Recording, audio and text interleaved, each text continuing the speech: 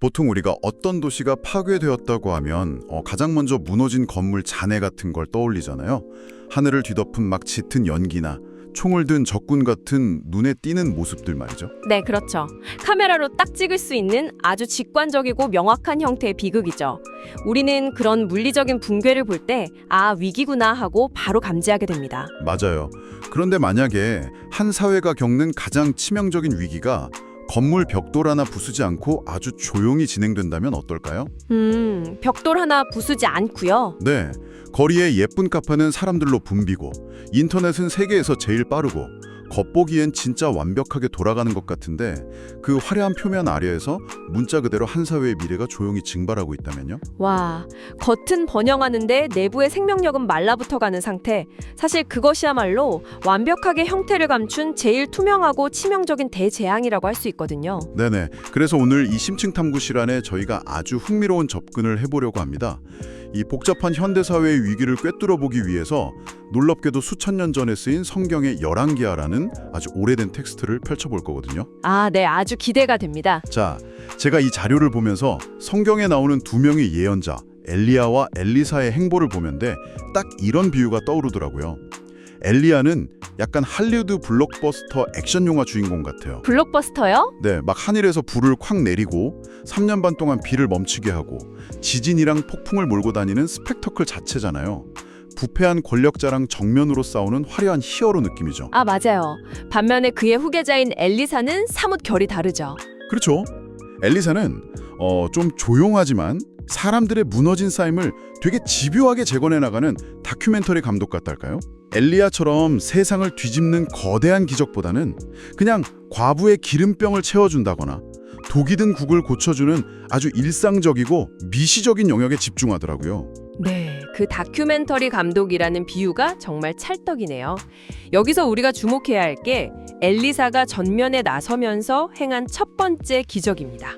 첫 기적이요? 네, 어떤 인물의 첫 공식 행보는 그 사람이 앞으로 어떤 철학을 가질지 보여주는 나침반이거든요.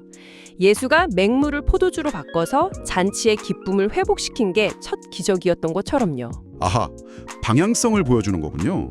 맞습니다. 엘리사의 첫 기적 역시 극적인 심판이 아니라 사람들의 망가진 삶의 근원을 고치는 회복과 치유에 자신의 모든 걸 걸겠다는 아주 묵직한 선언이었습니다. 네, 그리고 그 회복의 첫 무대가 된 곳이 바로 여리고라는 고대 도시였잖아요. 여기가 지리적으로나 역사적으로 되게 대단한 곳인데 물도 풍부하고 기후도 좋아서 원래는 부동산 요지 중에 요지였다고 들었어요.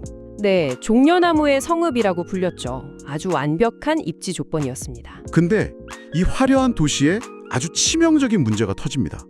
동네 사람들이 엘리사를 찾아와서 우리 동네 위치는 진짜 좋은데 물이 나빠서 토산이 익지 못하고 자꾸 떨어진다 이렇게 호소를 해요. 사실 이 호소를 그냥 고대인들의 흔한 농사 걱정 정도로 넘기면 안 됩니다. 이 텍스트가 현대사회에 던지는 거대한 경고를 놓치게 되거든요. 농사 걱정이 아닌가요? 네, 히브리어 원문을 보면 익지 못하고 떨어진다는 표현에 샤칼이라는 단어가 쓰였는데요. 이게 단순히 과일이 땅에 떨어진다는 표면적인 의미가 아닙니다. 그럼요. 육예를 깊이 들여다보면 사람이나 짐승이 임신하지 못하고 난임과 유산을 겪는다는 훨씬 더 비극적인 의미로 주로 쓰이는 단어예요. 와, 잠깐만요. 그러니까 여리고 사람들의 불만이 흙이 안 좋아서 사과 농사 망쳤다는 투정이 아니었네요. 그렇죠. 생명 자체가 태어나지 못하고 유산되고 있다는 호소였던 겁니다. 세상에. 그럼 이건 그냥 경제 불황이 아니라 도시 전체가 생물학적인 멸종 위기를 겪고 있었다는 거잖아요. 바로 그겁니다. 게다가 놀랍게도 성서 고고학자들이 이 지역의 샘 지층을 연구하다가 아주 충격적인 증거를 발견해냈어요. 과거 이 지역 지층에서 방사능에 오염되었던 흔적을 찾아낸 겁니다. 예, 방사능이요? 아니 고대 도시에 방사능이라니 무슨 그 시대에 핵발전소가 있었던 것도 아니잖아요. 물론 인공 방사능을 말하는 건 아니고요. 자연적으로 발생한 맹독성 우라늄 동위 원소나 중금속이 지하수에 섞여 들어간 현상을 말합니다. 자연적인 오염이었군요. 네, 지각 변동이나 환경적 요인으로 마을의 생명수인 샘물이 자체가 치명적인 독성을 띠게 된 거죠. 사람들이 매일 마시고 씻는 물이 서서히 유전자를 파괴하고 생식 능력을 앗아가고 있었던 겁니다. 나중에 엘리사가 다시는 죽음이 없으리라고 선언하는데 굳이 죽음이라는 단어를 쓴 이유가 바로 이거예요. 상상만 해도 소름이 돋네요. 지금 듣고 계신 당신도 한번 이 끔찍한 풍경을 머릿속에 그려보십시오. 새 생명을 간절히 원하는데 갖지 못하는 가정의 그 절망감, 악의 신발 사두고 기대하다가 무너졌을 때 그 무거운 공기, 진짜 숨이 막히잖아요. 네, 그게 한두 가정의 문제가 아니었다는 게 핵심이죠. 맞아요. 여리고라는 그 거대한 도시 전체를 덮고 있는 일상이었다는 겁니다. 겉으로는 화려한 야자수가 흔들리는데 집집마다 생명이 태어나지 않아서 아이들 웃음소리가 뚝 끊긴 도시, 마을 전체가 지독한 무기력과 깊은 우울증에 빠져버린 거죠. 생명이 이어지지 않는다는 건 결국 사회의 활력이 꺼지고 미래가 사라진다는 뜻이니까요. 겉은 완벽하지만 속은 철저히 썩어 들어가는 그 집단적인 절망감은 상상을 초월했을 겁니다. 그런데요, 겉모습은 화려하지만 생명이 태어나지 않고 미래가 증발해버린 이 도시, 어딘가 너무 익숙하지 않으신가요? 2024년 오늘날 당신과 제가 치열하게 살아가는 이 대한민국 상황과 정말 뼛속까지 일치합니다. 네, 바로 이 지점에서 고대 텍스트가 현대 사회를 비추는 거대한 거울이 되는 거죠. 지금 대한민국의 지표들은 거대한 사회적 붕괴의 사이렌을 울리고 있습니다. 합계 출산율 0.7 붕괴 뉴스 말하시는 거죠? 네, 심지어 서울은 0.5를 기록했잖아요. 이게 역사적으로 얼마나 기형적인 수치인지 짚어봐야 합니다. 외부의 치명적인 공격이나 전염병 없이 자발적으로 이렇게 낮은 수치를 기록한 사회는 인류 역사상 단 한 번도 없었어요. 근데 사실 0.7이라는 숫자는 좀 와닿지가 않거든요. 그래서 제가 자료에서 진짜 섬뜩한 비교를 하나 가져왔는데요. 1970년도만 해도 대한민국에서 한 해에 100만 명의 아기가 태어났습니다. 네, 골목마다 시끌벅적했죠. 근데 불과 50년 만인 2023년에는 그게 23만 명으로 곤두박질 쳤어요. 이 23만 명이 어느 정도 숫자인 줄 아십니까? 지금 끔찍한 참호전을 치르고 있는 우크라이나의 작년 신생아 수가 약 19만 명입니다. 와, 전쟁 중인 나라와 비교가 되네요. 역사가 증명하듯 전쟁은 인간의 생존 본능을 위협해서 출산율을 극단적으로 떨어뜨리는 제일 강력한 요인이거든요. 아니 근데 우리는 전쟁 중이 아니잖아요. 거리에 총알 하나 안 날아다니고 새벽 배송으로 맛있는 거 시켜 먹고 주말엔 예쁜 카페 가는 이렇게 평화롭고 풍요로운 나라인데 신생아가 23만 명이라는 겁니다. 우크라이나랑 겨우 4만 명 차예요. 네, 그래서 더 무서운 겁니다. 게다가 이 붕괴가 출산율 하나로 끝나는 게 아니라는 점이 더 충격적이죠. 다른 지표도 있나요? 네, 2022년 기준으로 한 해에 무려 12,900여 명이 스스로 생을 마감했습니다. 하루에 약 35명씩, 1시간에 1명 이상이 목숨을 끊고 있는 거예요. 세상에, 새로운 생명도 안 태어나는데 이미 있는 생명마저 스스로 스위치를 꺼버리는 이 끔찍한 이중 붕괴. 이게 바로 우리가 마주한 현대판 여리고의 독성물 아니겠습니까? 맞습니다. 그래서 외국 학자들이나 언론들이 한국 상황을 보면서 집단적 자살 사회라고 경악하는 거죠. 아, 저도 봤어요. 그 쿠르치게작트라는 엄청 유명한 유튜브 채널 있잖아요. 거기서 얼마 전에 한국 인구 문제 다뤘는데 제목이 아예 사우스 코리아 is over였어요. 남한은 끝났다 이거죠. 외국인들은 도대체 이 나라에 무슨 보이지 않은 흑사병이 도는 거냐고 묻는데 정작 우리는 지옥철 타고 출근하면서 무덤덤하게 쇼폼이나 보고 있거든요. 우리는 지금 총성만 없는 전쟁터 한복판에 서 있는 듯하니까요. 그렇다면 우리는 여리고 사람들과 똑같은 질문을 던질 수밖에 없습니다. 인프라도 최고고 치안도 좋은 이 도시에 대체 무엇이 사람들을 이렇게 불임과 절망으로 몰아넣었냐는 거죠. 결국 이 사회를 흐르는 눈에 보이지 않는 문화가 썩었다는 뜻입니다. 여리고 사람들이 물이 나쁘다고 했던 게 지금으로 치면 우리 사회 분위기, 이 문화가 단단히 오염됐다는 뜻이군요. 도대체 무엇이 우리 청년들의 생존 의지를 꺾는 맹독일까요? 제가 뭐냐고 물어봤어요. 오, 17개국이면 엄청 큰 규모네요. 보통 이런 건 대답이 좀 뻔하지 않나요? 네, 무려 16개 나라가 압도적 1위로 가족을 꼽았습니다. 서양 개인주의든 아시아 공동체주의든 상관없이 인간이 가장 기대고 지지받을 수 있는 가족을 삶의 최우선으로 둔 거죠. 네, 당연한 결과 같은데 우리나라만 대답이 충격적이라는 거잖아요. 그렇습니다. 17개국 중에 유일하게 단 한 나라만이 삶의 가장 중요한 가치 1위로 돈, 그러니까 물질적 풍요를 꼽았습니다.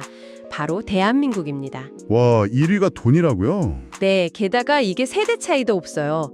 보통 젊을 땐 돈을 쫓아도 나이 들면 가족이나 건강으로 바뀌기 마련인데 한국은 10대부터 70대 노인까지 전 연령대에서 1위가 돈이었습니다. 근데 전문가님, 제가 여기서 약간 질문이 하나 생기는데요. 우리가 돈을 중요하게 생각하는 게 막 그렇게까지 비정상적인 건가요? 솔직히 돈 없으면 불행 간 건 맞잖아요. 그렇죠. 돈 중요하죠. 게다가 우리는 지금 역대급으로 풍요로운 시대에 살고 있거든요. 명목 GDP 세계 12위권에 K-팝, K-드라마 전 세계가 열광하는데 진짜 가난해서 굶어 죽는 상황이면 몰라도 이렇게 부자 나라인데 왜 전 세대가 돈 타령을 하는 걸까요? 그 모순이 바로 위기의 핵심입니다. 한국 사회가 지난 반세기 동안 초고속 압축 성장을 하면서 97년 IMF 외환위기라는 거대한 트라우마를 겪었거든요. 하루아침에 길거리에 나앉는 걸 보면서 뼈저리게 느낀 겁니다. 아, 자본주의 사회에서 돈이 없으면 생존도 못하고 인간 대접도 못 받는구나. 과 깊은 두려움에서 나온 거군요. 네. 돈 자체는 훌륭한 교환 수단이죠. 문제는 이 도구가 인간의 가치를 매기는 유일한 절대 잣대이죠. 종교가 되어버렸다는 겁니다. 이걸 흔히 배금주의라고 부르죠. 아, 배금주의? 이 배금주의가 우리를 얼마나 병들게 했는지 보여주는 지표가 또 있어요. 2022년 OECD 38개국 중 한국인의 삶의 질 만족도 순위가 몇 위인지 아십니까? 36위였습니다. 네, 38개국 중에 36위요. 완전 꼴찌 수준이네요. 그럼 우리 밑에 두 나라는 어디였어요? 대규모 지진으로 국가 재난 상태였던 튀르키예, 그리고 내전과 마약 카르텔에 시달리던 콜롬비아, 딱 두 곳이었습니다. 세상에, 도시가 무너지고 총탄이 날아다니는 나라 바로 위가 대한민국이라니. 참 기가 막히는 모순이네요. 모든 걸 돈으로 환산하는 이 살벌한 경제 논리가 바로 우리 사회의 생명력을 말려 죽이는 방사능입니다. 아이를 낳는 것도 오로지 비용으로 계산하잖아요. 맞아요. 다들 사교육비 얼마 들고 내 커리어 손해 얼만지 엑셀표로 쫙 계산하더라고요. 내 돈이 없으면 내 아이가 이 경쟁 사회에서 존중조차 못 받을 거라는 공포가 청년들을 지배하는 거죠. 이 문화적 방사능이 생명을 잉태할 의지 자체를 포기하게 만드는 겁니다. 결국 존재의 가치를 통장 잔고로 매기는 이 살벌한 독성 속에서 발버둥 치다가 한계에 부딪힌 사람들이 스스로 목숨을 끊는 거군요. 자, 진단이 이렇게 뼈 아프게 나왔습니다. 그럼 해법을 찾아야겠죠. 다시 수천 년 전 여리고로 돌아가 보죠. 엘리자는 대체 이 오염된 물을 어떻게 치유했나요? 기록을 보면 이렇습니다. 엘리사가 사람들에게 새 그릇에 소금을 담아오라고 해요. 그리고 그 소금을 웅덩이가 시작되는 깊은 근원에 휙 던지고 선포합니다.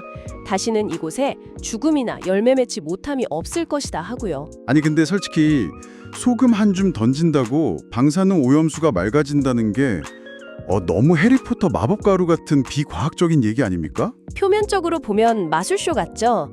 하지만 고대 문헌의 맥락을 이해하면 전혀 다른 이야기입니다. 전문가들은 이걸 예언자의 상징적 행위로 봅니다. 상징적 행위요? 어떤 강력한 메시지가 숨어 있다는 건가요? 네, 고대 예언자들은 사람들이 말로 해서 안 들을 때 충격적인 퍼포먼스를 했어요. 이사야가 3년 동안 다 벗고 맨발로 돌아다녔다거나 예레미야가 무거운 소 멍에를 목에 걸고 다닌 것처럼요. 사람들이 충격받아서 쳐다볼 때 그 진실이 뇌리에 박히는 거죠. 아, 꽉 막힌 뇌를 깨우는 충격요법이군요. 그럼 물에 소금을 던진 것에는 어떤 상징이 있는 건가요? 왜 하필 소금이었을까요? 이건 훗날 신약 성경의 그 유명한 구절 너희는 세상의 소금이다 라는 말로 아주 선명하게 해독됩니다. 소금은 그릇 안에 고상하게 있을 땐 아무 역할도 못해요. 대상을 변화시키려면 스스로를 완전히 으깨고 녹여서 형체를 없애야만 하죠. 아, 녹아들어야 한다는 거네요. 네, 엘리사가 문제의 가장 깊은 곳에 소금을 던진 건 결연한 의지의 표명입니다. 산속에 숨어서 고상하게 기도만 하는 종교인으로 남지 않겠다. 이 절망의 한복판에 뛰어들어 나를 녹여 이 문화를 정화하겠다는 처절한 출사표였던 겁니다. 와, 밍밍한 국에 간 맞추는 게 아니라 맹독성 물에 뛰어들어서 독성을 해독하는 화학적 중화제가 되겠다는 선언이었군요. 바로 그겁니다. 근데 이거를 2024년 대한민국 현실에 적용하려고 하니까 숨이 탁 막히는데요. 이 거대한 배금주의를 소금 한 줌으로 정화한다고요? 솔직히 정부가 저출산 해결하겠다고 부은 세금이 무려 380조 원이 넘습니다. 근데 결과는 매년 최악을 갱신하잖아요. 돈의 우상을 부수려고 더 많은 돈을 쏟아붓고 있는데 이걸 대체 어떻게 정화할 수 있을까요? 그게 바로 행정력의 필연적인 한계입니다. 정부가 지원금 주면 세금 효율성 따지고 기업은 이윤 계산하죠. 결국 또 돈의 논리로 문제에 접근하는 거예요. 그래서 정부 핵심 인사가 종교 지도자들이랑 시민사회 대표들 모아놓고 호소한 일화가 있습니다. 어떤 호소였나요? 정부가 수백조를 부어도 역부족이다. 이제 경제적 이익이나 손해 논리 다 빼고 생명이 그 자체로 소중하다. 가정이 아름답다고 대가 없이 외쳐줄 수 있는 건 당신들밖에 남지 않았다. 라고 절절하게 말했다고 해요. 와, 뼈를 때리네요. 생명의 경이나 가족의 사랑은 GDP나 주식 수익률로 환산이 안 되는 영역이잖아요. 계산법 밖에서 절대적 가치를 말해줄 누군가가 진짜 간절한 시점이네요. 여기서 마하트마 간디의 날카로운 일침을 기억할 필요가 있습니다. 간디가 성경을 깊이 읽고 이런 말을 했어요. 기독교인들은 세상을 뒤집고 평화를 가져올 파괴력 있는 문헌을 가졌으면서도 스스로 그걸 아무것도 아닌 것처럼 취급한다고요. 오, 파괴력이요? 네, 물리적 폭력이 아니라 생명에 대한 절대적 존중, 조건 없는 환대, 타인을 위해 손해를 감수하는 사랑이라는 반문화적 저항의 심을 말하는 겁니다. 아, 세상을 구하겠다고 막 전재산 기부하는 거창한 영웅이 되라는 게 아니라 일상 속에서 구체적인 소금 역할을 하라는 거군요. 그럼 전문가님, 이 소금 역할이 현실에서 구체적으로 어떻게 가능한가요? 아주 일상적인 선택들입니다. 회사 후배가 육아휴직 쓴다고 할 때 내 업무 늘어난다고 손익계산서 두드리는 대신 진심으로 축하해주고 업무를 기꺼이 분담해주는 문화 같은 거죠. 네네. 또 사람 처음 만났을 때 입은 옷 브랜드나 아파트 평수로 인격 매기는 그 폭력적인 대화에 동참하지 않는 태도, 내 아이가 경제적으로 좀 뒤처져도 따뜻한 사람으로 자라는 걸 자랑스러워하는 부모의 시선, 이런 게 바로 맹독성을 중화시키는 짠소금인 겁니다. 결국 사람을 통장잔고로 평가하는 이 가혹한 자본주의 최전선에서 당신 가치는 연봉으로 결정되지 않는다고 말해주는 누군가가 되어야 한다는 거네요. 내 주변부터 그런 무조건적인 환대의 공간을 만드는 것, 그것만이 수백조로도 못 푼 멸종 위기의 해독제라는 말씀이군요. 정확합니다. 여리고의 웅덩이가 엘리사의 결단으로 서서히 치유됐듯이 말이죠. 이 거대한 배금주의 시스템이 당장 무너지진 않을 겁니다. 소금 한 줌 던진다고 뭐가 변하냐고 비웃음 살 수도 있죠. 그렇죠. 당장은 티가 안 나니까요. 하지만 우리 각자가 일상의 자리에서 생명과 관계의 숭고함을 지켜내는 소금 역할을 포기하지 않는다면 이 썩어가는 물줄기도 보이지 않는 곳에서부터 서서히 맑아질 겁니다. 생명은 원래 그렇게 가장 미약한 곳에서 다시 싹을 틔우니까요. 지혜를 함께 파헤쳐 봤습니다. 여리고의 비극은 먼지 쌓인 신화가 아니라 오늘 우리가 온몸으로 마주한 현실이었죠. 자, 바쁜 일상 속에서도 끝까지 이 깊은 탐구에 동행해 주신 청취자 여러분, 오늘의 여정을 마무리하며 당신을 향해 꼭 짚고 넘어가야 할 질문을 하나 던지고 싶습니다. 당신이 매일 숨쉬고 살아가는 직장, 가정 혹은 당신이 속한 작은 공동체라는 그 물은 지금 어떤 맛을 내고 있습니까? 사람을 끊임없이 평가하며 말려죽이는 독성입니까?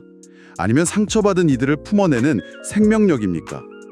만약 당신이 오늘 당장 그 차갑고 우울한 물의 성질을 바꾸기 위해 당신의 일상이라는 웅덩이에 던질 수 있는 작은 소금 한 줌이 있다면 그것은 돈으로 환산할 수 없는 어떤 따뜻한 행동일까요? 오늘의 심층 탐구는 여기서 마칩니다.